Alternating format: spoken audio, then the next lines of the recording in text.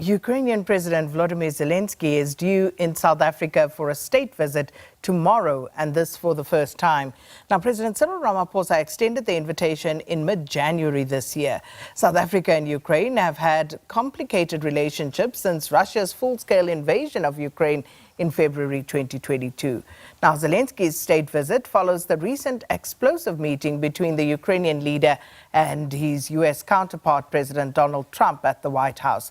But for a greater perspective on Zelenskyy's visit, we are now joined virtually by head of the Africa-Russia project at the South African Institute of International Affairs, Stephen Gruzd. Thanks so much for your time this morning, Stephen. Welcome to Morning Live. Thank you so much for having me. So this is the first state visit of a Ukrainian president to South Africa. In terms of their ambition, what would Kiev's key ambition be for this meeting? Well, I think it's about asserting their sovereignty, that they are a sovereign state that can make their own decisions and meet who they wish. I also think that Zelenskyy sees South Africa as a very important country in Africa and a way to gain further entree into the continent. Ukraine has embarked on quite an ambitious diplomatic initiative in that since the war started 3 years ago, they've opened 10 embassies in Africa, which go with the 10 that they had before. So they now have 20 embassies in Africa and are seeking to upgrade their relations with the continent. And I think also it's a meeting of democracies and sharing and exchanging ideas about how the international system should be reformed, particularly as it is under pressure. And indeed, both countries have been in the sights of the Donald Trump administration. And given South Africa's historical links to Russia, I guess until recently, Zelenskyy's visit to South Africa would have been somewhat unthinkable, also taking a look at South Africa's stance on the war in Ukraine, being non-aligned in that regard. So again, the questions are being asked about whether this signals any sort of change or a shift in South Africa's foreign policy position, especially pertaining to Russia and Ukraine. You're right. South Africa has claimed to have a non-aligned position, but many critics have said that that was leaning very closely to Russia. And certainly since the African Peace Mission went to Russia and Ukraine about 18 months ago now, South Africa's position has shifted and has become a little bit more even-handed and a little bit more sympathetic to Ukraine's narrative of how this war has happened. So I think this is a sign that South Africa seeks to balance its relationships with Russia and Ukraine. I don't think Russia is very happy about this visit, but on the other hand, I don't think they can do very much about it. So is this visit by Zelenskyy, Stephen, likely to have any sort of impact, significant impact on South Africa's relations with Russia? I don't think so. I think it'll come and go. I can't see this meeting being a fundamental change in the way that South Africa and Russia relate. The two countries see eye to eye on many things. They have an ideological affinity. Both are working for a multipolar world and a more fair distribution of power on the international stage. So I don't think that a short visit by Zelenskyy is really going to change the picture too much. Could it enhance South Africa's position, though, especially given our relationship with Russia, as a potential, a negotiator for peace between Russia and Ukraine? So South Africa has been playing a part in what's called the Ukraine Peace Formula, which has been a whole series of meetings in different parts of the world. And South Africa has been working very closely on prisoner exchange, as well as the return of Ukrainian children that have been taken into Russia. I don't see very much progress in public. There was a prisoner exchange a couple of months ago, but on the children issue, I think it's a very thorny one, and it's one that hasn't really made much progress. So South Africa does see itself as contributing positively to resolving the conflict, but of course it's not taking the lead.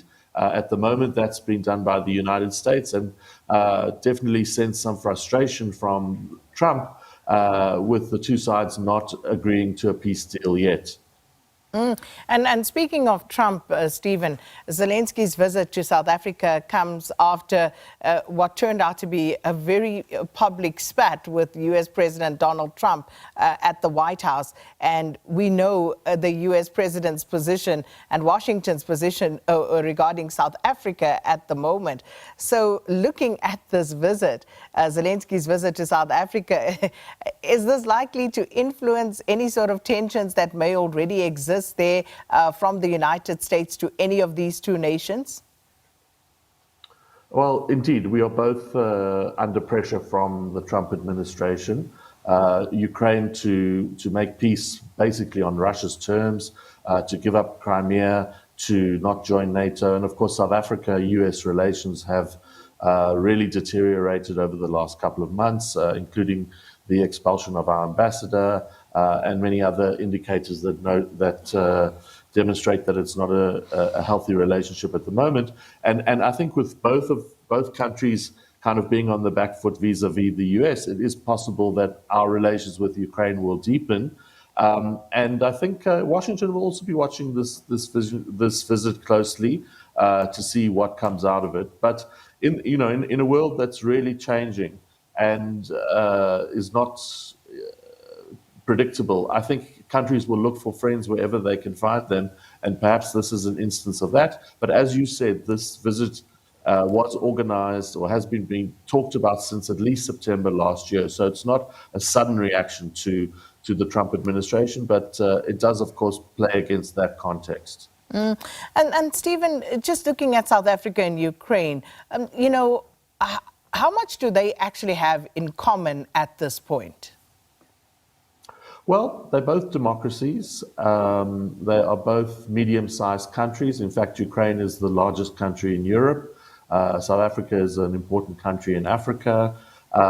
So I think they have that in common. I think, as we've discussed, they both are under pressure from the Trump administration. So I think they have that in common. And I really believe that both countries believe in the principles of sovereignty and territorial integrity and democracy. And that is something that they have in common. So I think this is going to be symbolic. There isn't a great deal of trade between South Africa and Ukraine. Maybe that will increase. But I think the symbolism is more important than the substance of this particular meeting. And then that brings us naturally to the long-term objectives of this particular meeting. So if we look beyond the immediate geopolitical considerations, long-term in terms of diplomatic relations between South Africa and Ukraine. So what might South Africa be pursuing here that could benefit us long-term, and also for Ukraine on their part? Yes, look, I think good economic and political and diplomatic relations are very important. So I think it's the two sides or the two countries trying to get to know each other a little bit better. Maybe there will be more trade in future. Ukraine is a big exporter of grains, and South Africa needs those, so that might increase. And I think for Ukraine, as I said, I think it's part of its Africa strategy to increase its footprint and to increase its support from African countries. So I think those are the sorts of things in the medium to long term that will be envisioned, that the relationship will be strengthened, that trade will perhaps pick up, and that diplomatically the countries will become closer together. And South Africa is a part of BRICS. Any significance of this visit and that could feed into that particular grouping? I don't think so. The interesting thing that's been speculated about is whether South Africa, as the chair of the G20 this year, will extend an invitation to Ukraine to attend.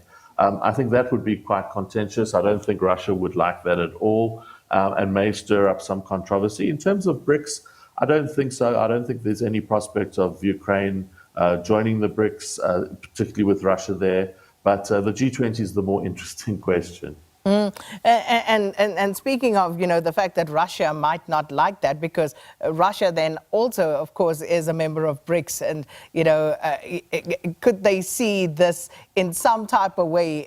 South Africa hosting Zelensky, and as you say, potentially extending that invitation to the G20 to Ukraine. Yeah, again, I don't think Russia will be very happy about it, but what leverage does it have over South Africa to change our position? Who knows what's been going on behind the scenes? The bilateral relations between South Africa and Russia are very strong, and Ukraine is playing catch up. It's facing the prospect of, a hostile Russia on its borders, inside its territory, and indeed in the diplomatic arena. And you spoke earlier, Stephen, about President Trump and, of course, trying to get Ukraine to cease the war on Russia's terms. In terms of South Africa's position, President Ramaphosa, and our good relationship with Russia, do you think that would place President Ramaphosa in a position to be able to speak to both sides about this particular war and influence what is to come? For example, playing a part in the release of the children that Ukraine has accused Russia of taking?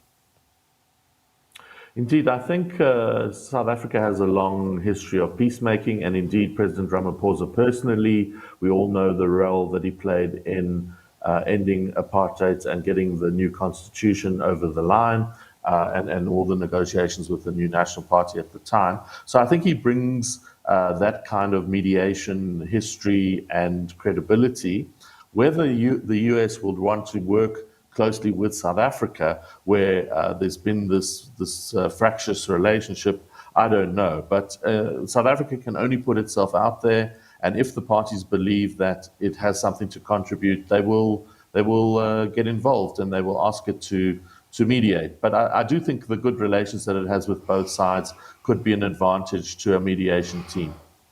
Well, Stephen, thank you so much.